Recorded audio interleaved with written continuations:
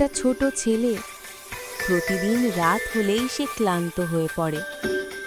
চোখ খুলে রাখার চেষ্টা করে, কিন্তু স্বপ্ন আর বাস্তব একসাথে মিশে যায়।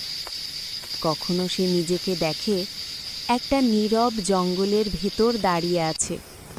চারপাশে অদ্ভুত আলো আর অচেনা এক অনুভূতি।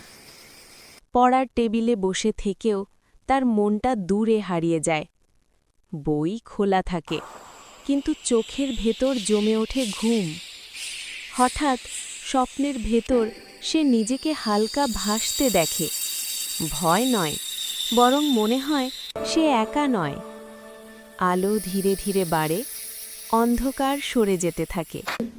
ছেলেটার মুখে আসে একটা ছোট্ট হাসি। সেই হাসির সাথে সাথে তার ভেতরে জন্ম নেয় নতুন সাহস। সে বুঝতে পারে স্বপ্ন মানেই পালিয়ে যাওয়া না। সকাল হয়, জানালা দিয়ে আলো ঢুকে পড়ে। ছেলেটা আবার বইয়ের দিকে তাকায়। এবার আর ভয় নেই, কারণ সে জানে যে স্বপ্ন দেখতে পারে সে সামনে এগোতেও পারে।